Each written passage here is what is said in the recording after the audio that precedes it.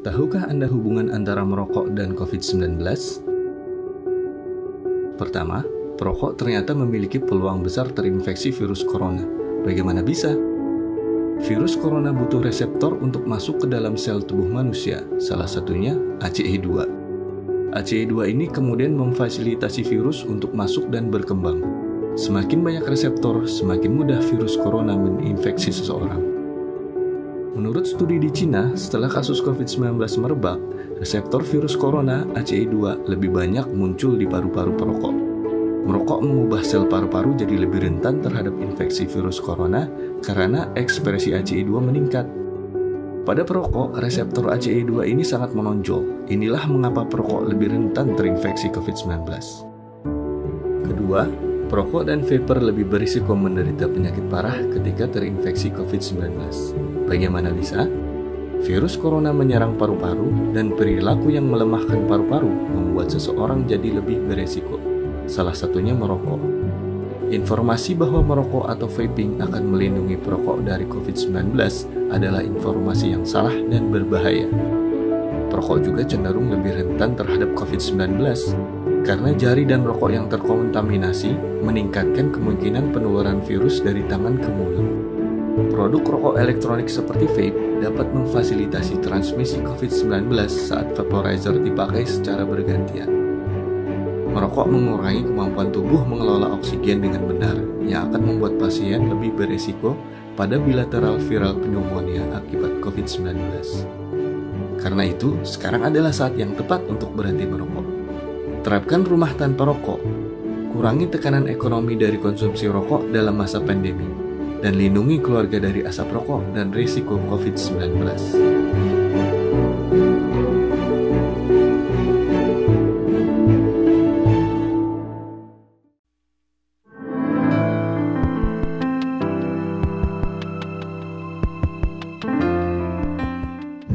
Assalamualaikum warahmatullahi wabarakatuh. Malam ini saya akan menyampaikan tema mengenai mengapa perokok lebih rentan terkena COVID-19. Kita ketahui bahwa dalam asap rokok itu mengandung berbagai bahan-bahan berbahaya, yaitu seperti tar, nikotin, karbon monoksida, juga mengandung bahan-bahan radikal, termasuk juga bahan-bahan kimia lainnya yang ini akan memberikan dampak kepada kesehatan. Seperti kita ketahui, nikotin dapat menyebabkan terjadinya adiksi atau ketagihan, terjadinya gangguan pada penyempitan pembuluh darah, dan juga beresiko terjadinya berbagai penyakit infeksi. Kemudian tar itu bahannya banyak mengandung karsinogen, sehingga dapat meningkatkan risiko terjadinya penyakit kanker. Kemudian karbon monoksida atau CO ini sifatnya toksik dan berhubungan dengan gangguan penyempitan pembuluh darah, serta bahan-bahan lain seperti radikal bebas, oksidatif, dan ini mempunyai dampak pada peradangan kronik serta risiko terjadinya peningkatan infeksi. Berbicara mengenai COVID-19, ini adalah penyakit infeksi yang disebabkan oleh coronavirus SARS-CoV-2, dan nama penyakitnya adalah coronavirus disease 19 atau disingkat sebagai COVID-19. Nah, coronavirus ini kita ketahui dulu kasusnya untuk COVID-19 ini awalnya terjadi di Cina, yang awalnya adalah transmisi dari hewan ke manusia, tapi kemudian seiring dengan perkembangan akhirnya terbukti bahwa COVID-19 ini adalah penyakit yang terjadinya transmisi human to human, artinya dapat terjadi menular dari manusia ke manusia. Nah, kondisi infeksi COVID ini yang paling sering adalah pada paru, yaitu terjadinya pneumonia atau disebut juga sebagai pneumonia COVID-19. Nah, mekanisme penularan kita ketahui bahwa dari transmisi antar orang ke orang itu dapat menular melalui droplet yang dibatukkan atau bersin atau keluar pada saat berbicara pada jarak antara 1-2 meter. Kemudian yang kedua adalah kontak dekat atau personal dengan menyentuh atau berjabat tangan dengan orang yang sakit. Kemudian tangan kita menyentuh ke area muka sehingga virusnya dapat langsung terhirup ke saluran nafas melalui hidung atau melalui mata. atau juga kita berkontak tidak langsung melalui benda-benda yang terkontaminasi oleh virus SARS-CoV-2 ini, misalnya pegangan pintu, handling, kemudian meja itu kita pegang, kemudian tangan kita terkontaminasi, dan kemudian kita memegang ke area muka, hidung, mata, sehingga virusnya dapat masuk melalui organ-organ tersebut. Menariknya bahwa SARS-CoV-2 ini apabila sudah masuk ke dalam saluran nafas, untuk dapat menginfeksi harus melalui reseptor yang disebut sebagai reseptor ACE2 atau angiotensin converting enzyme 2. Nah, reseptor ACE2 ini selain ada di saluran nafas, ada di paru, juga ditemukan pada area lain seperti usus, pembuluh darah, termasuk jantung, kemudian ke ginjal. Nah, oleh karena itu beberapa kasus gejalanya belum tentu gejala pernapasan, bisa juga gejala-gejala gastrointestinal karena ada reseptornya di daerah usus. Ada juga kasusnya juga berimplikasi pada jantung karena memang ada reseptornya juga di daerah pembuluh darah dan jantung. Nah, selanjutnya adalah bagaimana hubungannya antara merokok dengan resiko COVID-19.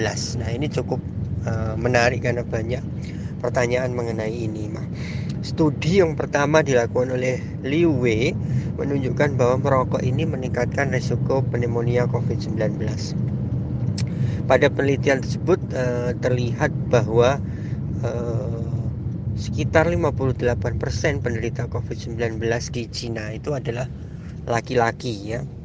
Nah, di sana rata-rata kebiasaan merokok pada laki-laki itu 20 kali lebih tinggi daripada perempuan. Si studi yang lain menunjukkan bahwa merokok ini beresiko mengalami COVID-19 yang lebih berat, bahkan resikonya itu 2 kali lipat dibanding pada orang yang bukan merokok. Nah, ada studi di Indonesia, preliminary study atau data-data awal di salah satu rumah sakit rujukan di Jakarta menunjukkan bahwa penderita COVID-19 yang laki-laki itu terdapat sekitar 58,3% itu memiliki kebiasaan merokok dan 41,7% itu tidak merokok. Nah, tentu ini menjadi salah satu perhatian bahwa kebiasaan merokok di Indonesia pada laki-laki ini memiliki implikasi resiko infeksi COVID-19 lebih tinggi dibanding bukan merokok. Terkait dengan merokok yang meningkatkan resiko infeksi COVID-19 lebih berat, sudah banyak studi yang menunjukkan hal tersebut, ya. Beberapa meta-analisis dari 12 riset di berbagai negara menunjukkan bahwa resiko merokok dengan perburukan COVID-19 itu terjadi peningkatan 2,25 kali. Dan pada studi tersebut terlihat bahwa 17,8% perokok itu mengalami perburukan COVID-19 jauh lebih tinggi dibanding pada bukan perokok yang hanya sekitar 9,3%. Di studi yang lain juga menunjukkan bahwa pasien-pasien yang memiliki kebiasaan merokok ini memiliki resiko lebih tinggi komplikasi berat, bahkan sampai meninggal karena COVID-19, dan juga memiliki resiko perawatan intensif atau ICU yang lebih tinggi dibanding bukan merokok. Dari data tersebut terlihat bahwa pada perokok 12,3% akan cenderung memiliki perawatan ICU dibanding yang tidak merokok yang hanya sekitar 4,7%. Nah, yang sering menjadi pertanyaan sampai saat ini seringkali pada kami sebagai dokter paru adalah mengapa sih perokok itu memiliki resiko lebih tinggi terjadinya COVID-19. Nah, ada 4 alasan yang menjadi pertimbangan kenapa hal tersebut dapat terjadi, yaitu bahwa merokok meningkatkan resiko COVID-19 yang lebih tinggi dan juga lebih berat. Yang pertama adalah bahwa merokok menyebabkan terjadinya gangguan imunitas, baik di saluran nafas maupun imunitas paru atau juga imunitas sistemik. Dan kita ketahui bahwa di saluran nafas itu ada sistem imunitas dalam bentuk silia atau rambut-rambut getar yang berfungsi untuk membersihkan kotoran atau kuman-kuman di saluran nafas. Nah, pada seorang perokok, bahwa fungsi silia ini, rambut getar ini akan menurun sampai 50% hanya dengan 2-3 kali hisapan asap rokok. Dan dengan fungsi yang menurun sampai 50% ini, maka fungsi bersihan terhadap bahan-bahan berbahaya termasuk bakteri dan virus juga akan menurun.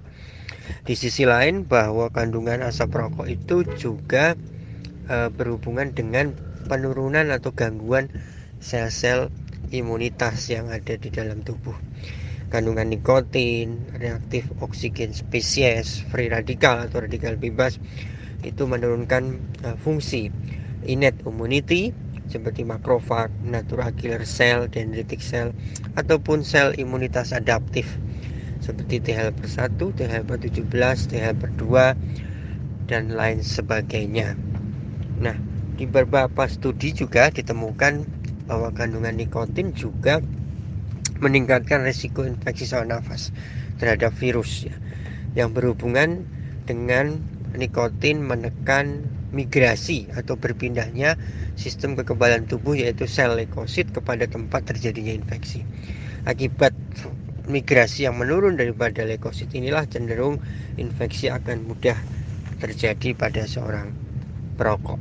Nah, teori yang kedua yang menyatakan bahwa kenapa seorang perokok lebih tinggi beresiko terjadinya COVID-19 adalah berhubungan dengan rokok meningkatkan regulasi reseptor ACE2.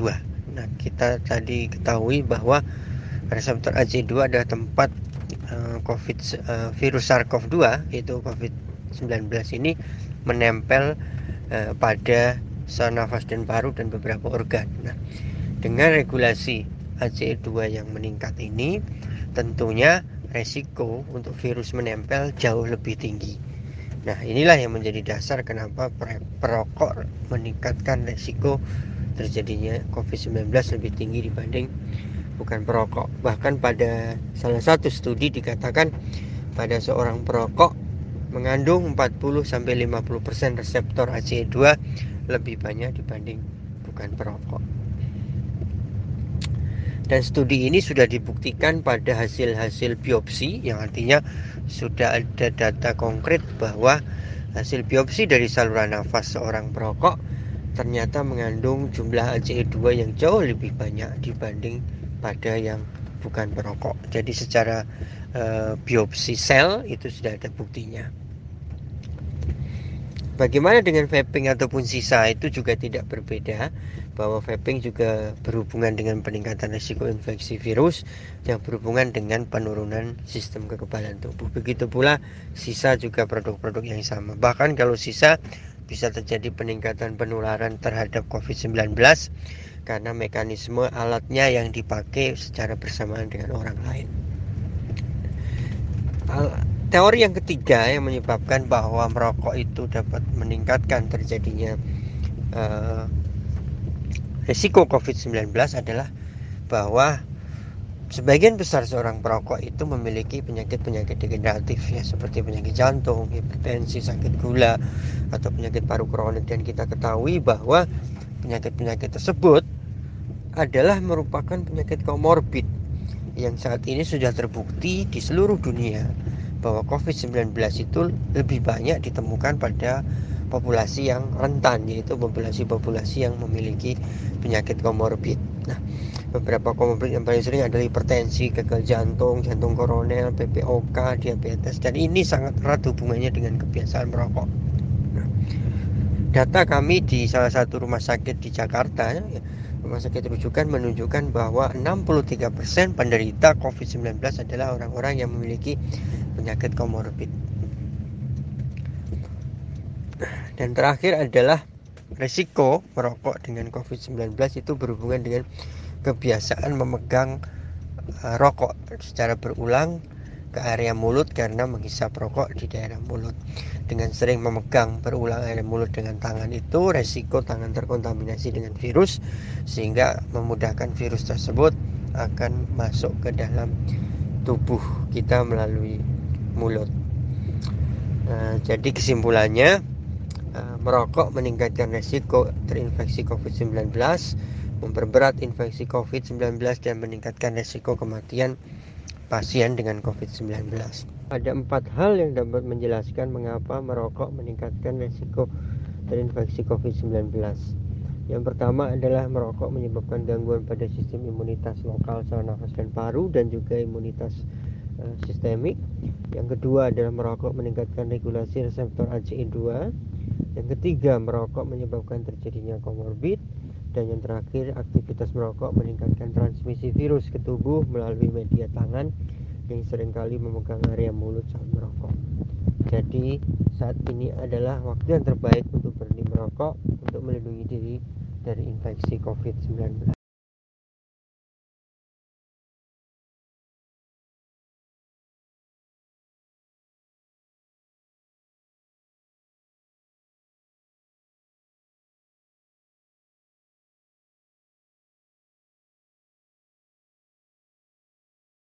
Selamat malam teman-teman semua. Saya Nina Samidi, saya dari Komnas Pengendalian Tembakau.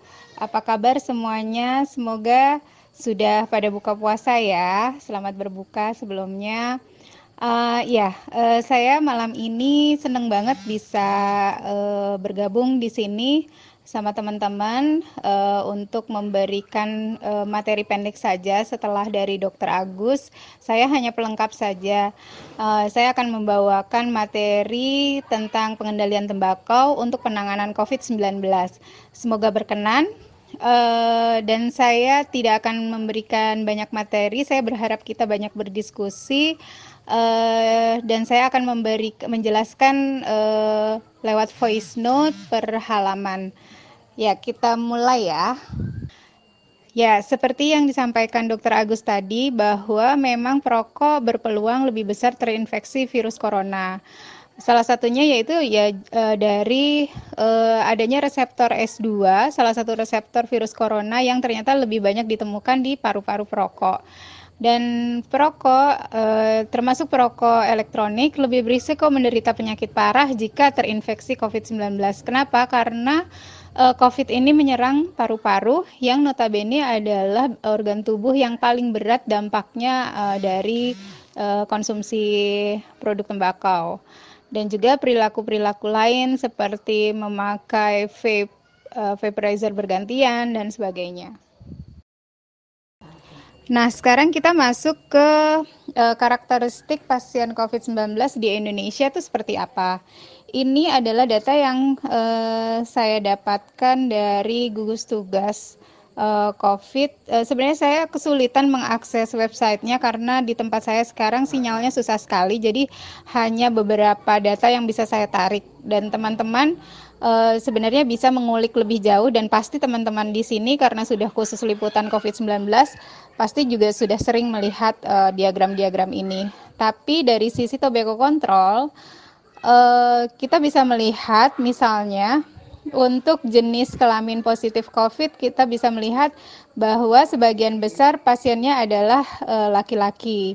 Baik yang positif dirawat kemudian sembuh atau yang meninggal. Bahkan yang meninggal jauh lebih tinggi lagi adalah laki-laki. Lalu ada kelompok umur positif yang sebenarnya kita bisa melihat bahwa sebagian besar adalah usia produktif yaitu 30-49 yang dan juga 50-69 yang terkena positif. Tapi yang meninggal di usia yang lebih senior. Di slide selanjutnya kita melihat ada kondisi penyerta positif COVID. Ini ada 4 komorbid yang paling tinggi pada pasien COVID, yaitu hipertensi, diabetes, penyakit jantung, dan penyakit paru obstruktif kronik (PPOK). Ini adalah 4 penyakit terbesar yang menyertai pasien positif. Sekarang kita lihat slide selanjutnya. Nah, seperti yang kita ketahui, kita melihat Pak Doni Monardo, Ketua Gugus Tugas Percepatan Penanganan COVID-19 beberapa waktu yang lalu, kemarin ya tepatnya, mengenai diperbolehkannya usia 45 ke bawah untuk beraktivitas. Dari apa yang disebutkannya, kita melihat bahwa gugus tugas juga menyadari bahwa 40% di luar kelompok usia 65 tahun yang kematiannya tertinggi itu datang dari kelompok usia 46 sampai 59 tahun yang memiliki penyakit bawaan seperti hipertensi, diabetes, paru, dan jantung. Bukan rahasia lagi bahwa penyakit-penyakit ini sangat erat hubungannya dengan perilaku merokok. Berbagai literatur menyatakan hubungan merokok sebagai faktor risiko penyakit-penyakit tidak menular, termasuk 4 penyakit yang tadi disebutkan, yaitu penyakit-penyakit yang mematikan, yang ternyata ini adalah penyakit bawaan COVID-19 yang terbanyak. Sebenarnya ini adalah hubungan tidak langsung. Tentu saja butuh data lebih lanjut mengenai riwayat merokok pada pasien COVID di Indonesia. Sayangnya setelah kami cari tahu, pemerintah tidak memasukkan pendataan riwayat merokok ataupun riwayat perilaku gaya hidup lainnya, apakah mengonsumsi alkohol dan sebagainya. Ini sayang sekali karena jadinya kita tidak bisa menarik data background atau faktor risiko yang menyebabkan dia lebih berat komorbidnya ketika dia kena COVID-19. Nah, akan sangat baik kalau seandainya teman-teman mungkin bisa mendorong pemerintah untuk mulai memperhatikan hal ini sehingga penanganan COVID untuk berikutnya bisa dilihat dari faktor risiko tersebut. Sehingga penanganannya lebih tepat sasaran dan bersifat preventif. Nah, dari bulan Februari, seperti yang kita tahu, pemerintah akhirnya mencanangkan darurat corona di Indonesia, sehingga keluarlah salah satu instruksi yang sangat penting dan mendasar, yaitu untuk menerapkan aturan berdiam diri di rumah, bekerja, belajar, dan beribadah dari rumah. Sehingga seluruh keluarga, tua, muda, anak-anak, dan dewasa, bahkan bayi maupun lansia harus terus berkumpul di dalam rumah, melakukan semua kegiatan apapun di rumah. Karena itu, kita harus memastikan apakah rumah yang menjadi tempat perlindungan saat ini benar-benar aman bagi seluruh keluarga.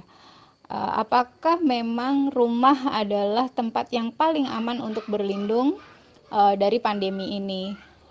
Kalau memang rumah dijadikan tempat terakhir sebagai tempat berlindung bagi seluruh keluarga, kita harus memastikannya benar-benar aman dan tidak ada risiko apapun yang mengikutinya.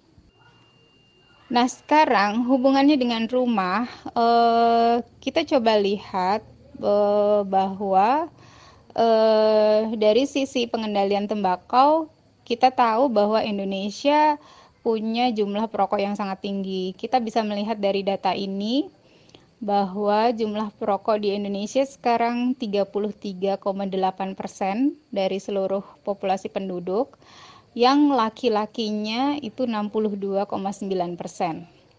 Artinya hampir 2 dari 3 laki-laki di Indonesia adalah perokok. Dan laki-laki yang dimaksud ini adalah laki-laki dewasa yang kebanyakan adalah kepala rumah tangga. Nah, di saat sekarang kepala rumah tangga pun harus tinggal di rumah, sehingga dia juga melakukan aktivitas kebiasaan merokoknya di rumah. Nah, dari data Riskesda sendiri, sebelum kebiasaan penerapan aturan berdiam diri di rumah pun kita sudah mendapatkan data bahwa 75% penduduk Indonesia adalah perokok pasif di ruang tertutup, yang artinya adalah termasuk rumah, tempat kerja, dan sarana transportasi. Sehingga kebiasaan merokok yang tadinya di tempat kerja dan di sarana transportasi semuanya dibawa masuk ke dalam rumah. Sehingga 75% yang tadinya tidak hanya dilakukan perokok pasif tidak mendapatkannya di rumah, dia juga saat ini benar-benar hanya di rumah.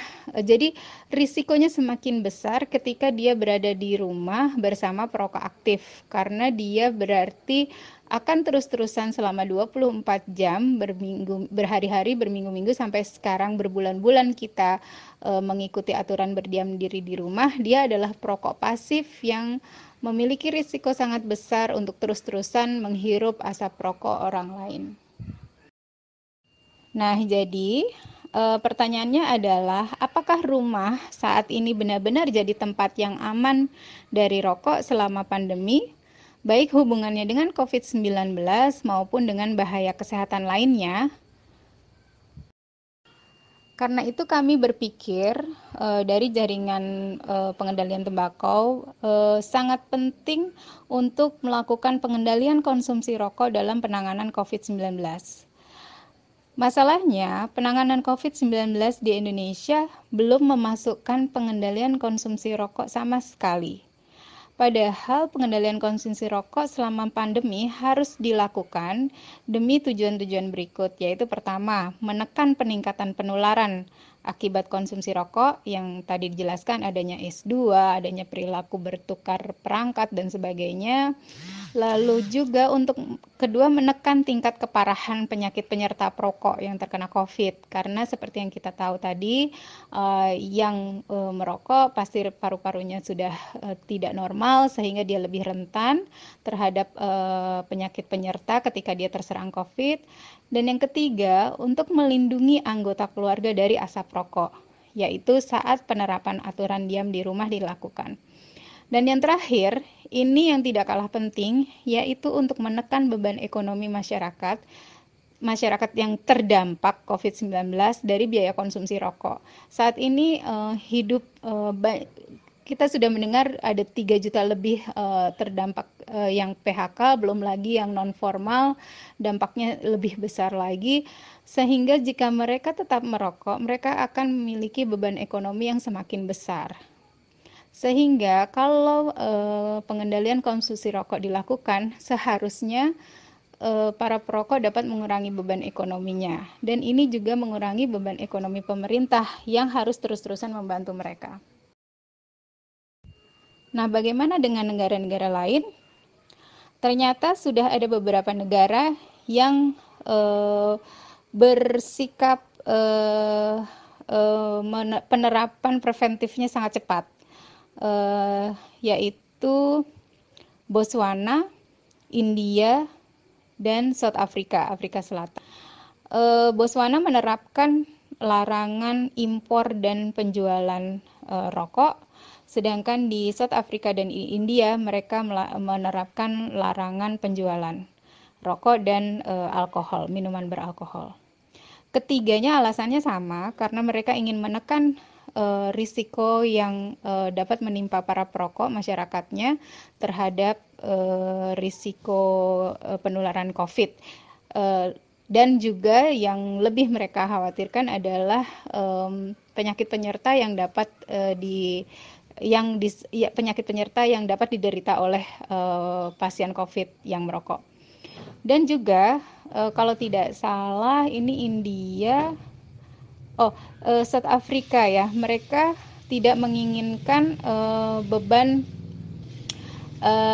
ekonomi yang tadi sempat saya singgung. Mereka ingin masyarakatnya benar-benar siap menghadapi COVID sehingga tidak perlu ada lagi risiko lain yang disebabkan oleh kebiasaan yang berisiko dari perilaku merokok itu sendiri. Maka itu mereka menerapkan larangan, bersikap tegas, dan sehingga untuk sementara di ketiga negara tersebut rokok diterapkan sebagai barang ilegal.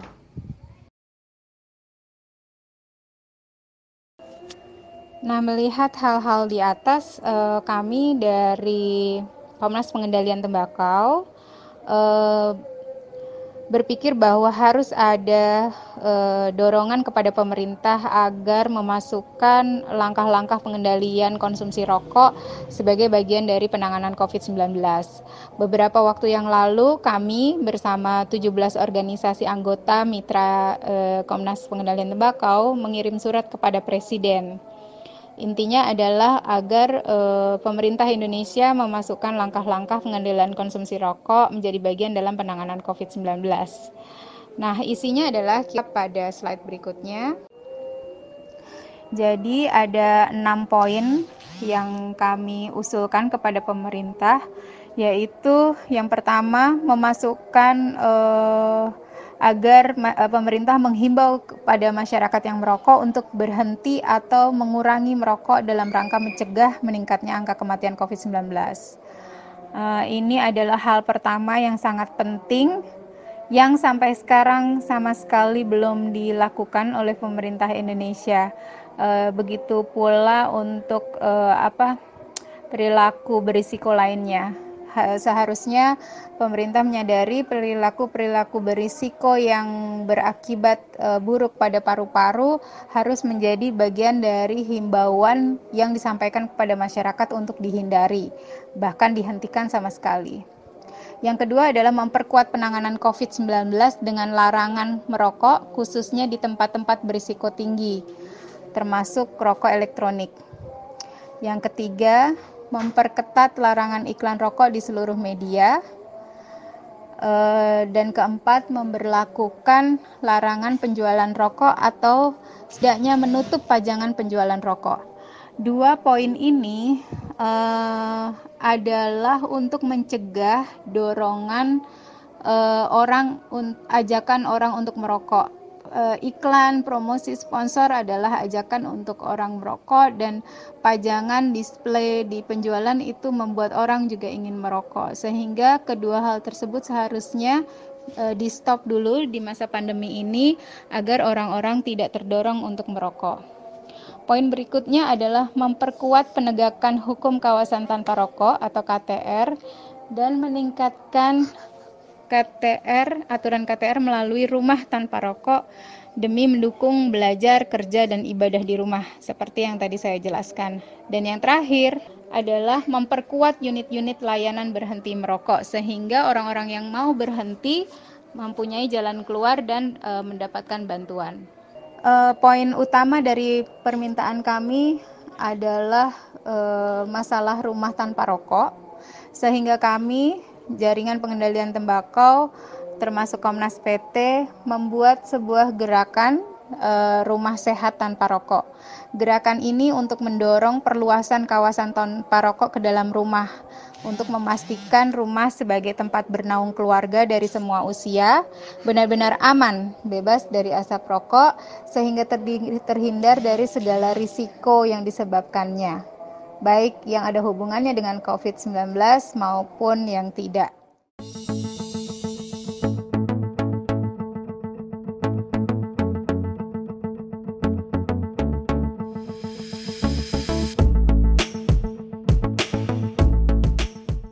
Statement tersebut tidak betul, karena semakin lama seseorang merokok, maka fungsi silia di saluran nafas juga semakin kaku, sehingga fungsi untuk bersihan terhadap virus, bakteri yang masuk menjadi semakin berkurang, dan sistem imunitas lokal di saluran nafas juga semakin menurun, dan hal ini justru meningkatkan risiko terjadinya infeksi pada saluran nafas dan paru termasuk oleh infeksi virus.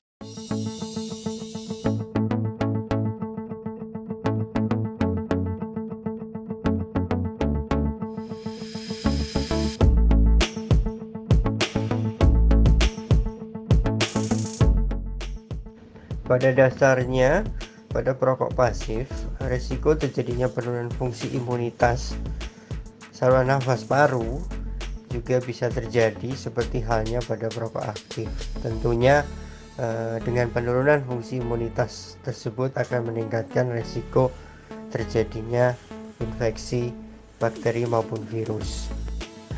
Nah, bagaimana upaya pencegahannya pada perokok pasif ini? Tentunya ada beberapa hal yang bisa dilakukan, yaitu menghindari area-area yang ada untuk merokok. Terus ada penentuan kawasan bebas rokok, dan tentunya penggunaan masker adalah salah satunya. Tapi yang paling ideal memang bagaimana kampanye untuk berhenti merokok itu harus digalakkan. Hal ini juga sekaligus untuk menjawab pertanyaan nomor 2, yaitu upaya untuk menggalakkan atau menggerakkan kegiatan berhenti merokok.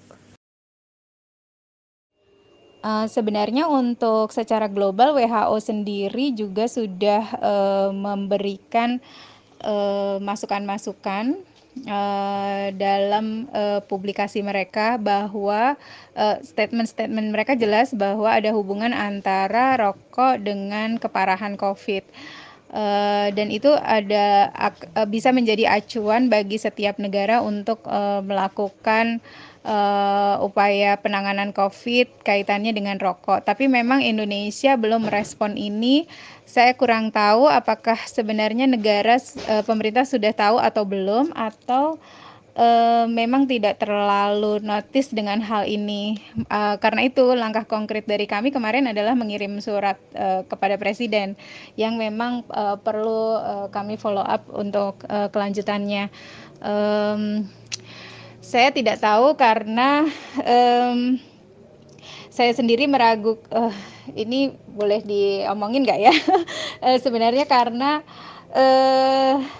saya kurang yakin saya sendiri kurang yakin apakah surat kami benar-benar turun ke lapangan untuk dari Presiden ke lapangan untuk teknisnya gitu, karena sepertinya koordinasi mengenai penanganan COVID sendiri di Indonesia masih sangat semrawut. Tapi kami akan coba terus untuk follow up ini. Kementerian Kesehatan sendiri sudah tahu, saya tidak tahu. Kami belum tahu apakah mereka sudah follow up ini ke gugus tugas atau belum. Terima kasih sudah diingatkan.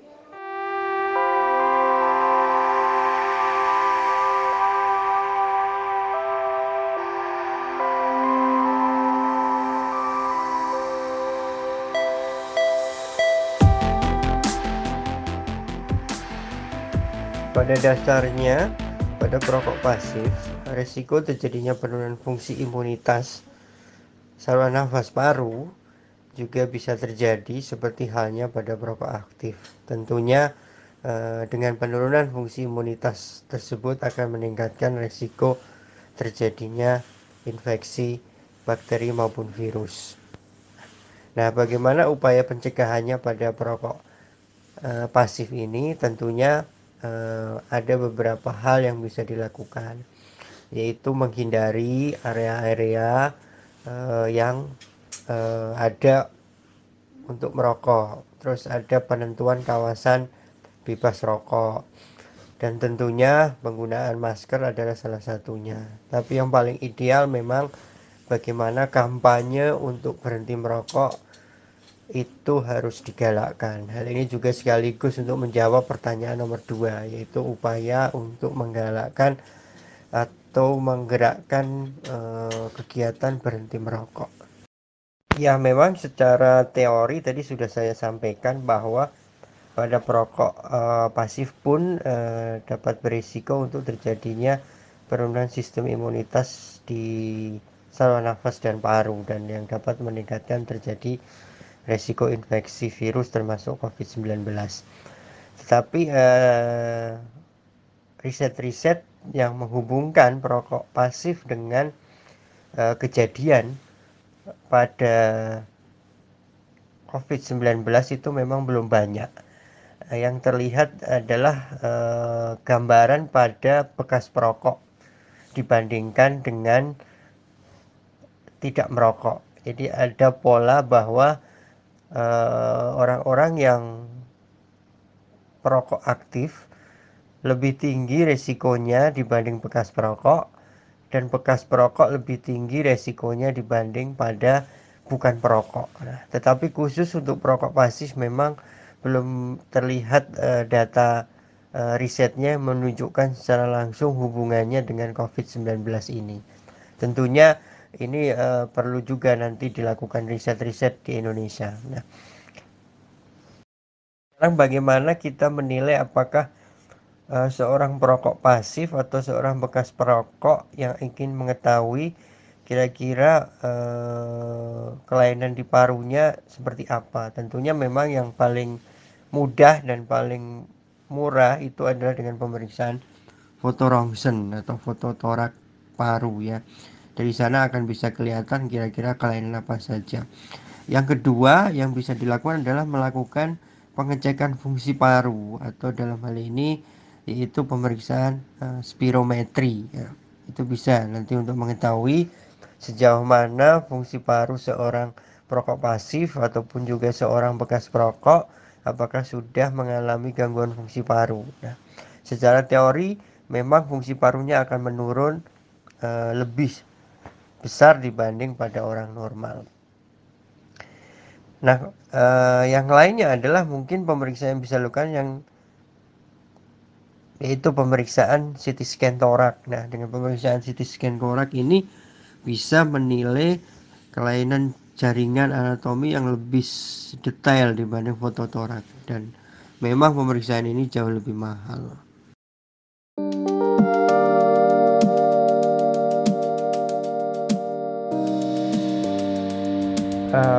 Bagaimana pada perokok dan juga yang punya sakit asma? Nah, saya akan menjawab secara umum ya, bahwa resiko COVID-19 ini itu ada dua populasi yang lebih rentan. Yang pertama adalah populasi usia lanjut kalau dilihat dari riset-riset di luar negeri, dan yang kedua adalah populasi yang memiliki kondisi-kondisi komorbid. Nah, salah satunya adalah kebiasaan merokok, yang kedua adalah penyakit-penyakit paru kronik seperti asma, penyakit paru obstruktif kronik atau PPOK. Kemudian adalah penyakit-penyakit degeneratif lainnya seperti jantung, hipertensi, sakit gula, penyakit kanker, penyakit imunologi. Nah, tentunya kalau kita lihat bahwa merokok dan juga penyakit asma sebagai penyakit kronik itu dua-duanya meningkatkan resiko terjadinya COVID-19. Kalau dua-duanya berada pada satu orang, maka resikonya akan menjadi lebih besar lagi dibanding hanya merokok saja atau punya asma saja, tapi ini sudah merokok punya sakit asma, berarti resikonya akan menjadi lebih besar lagi.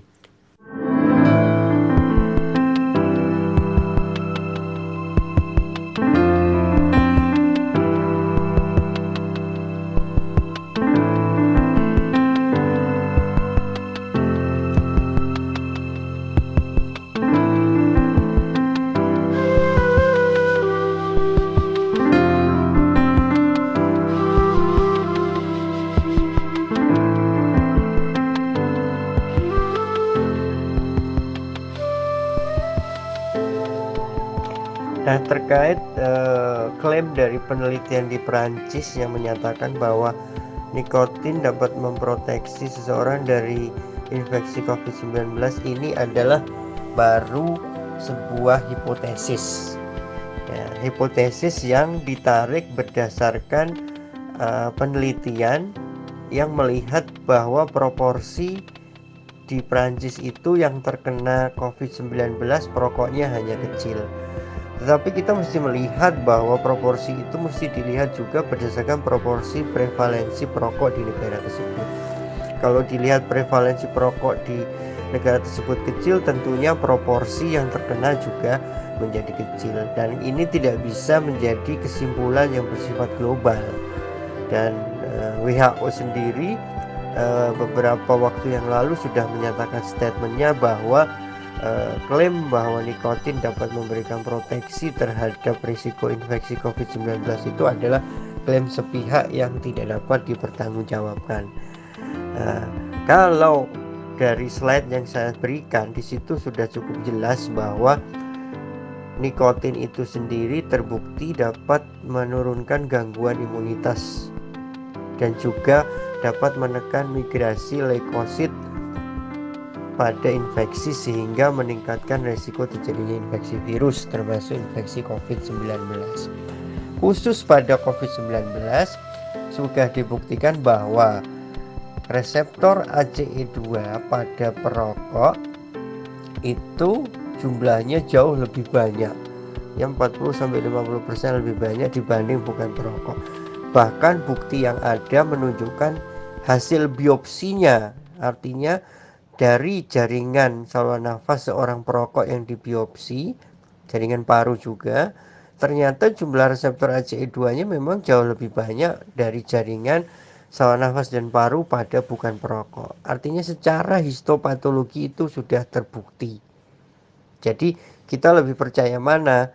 Apakah bukti dari histopatologi yang menunjukkan reseptor ACE2-nya memang lebih banyak, atau hanya berdasarkan hipotesis dan asumsi dari data-data proporsi perokok? Terima kasih.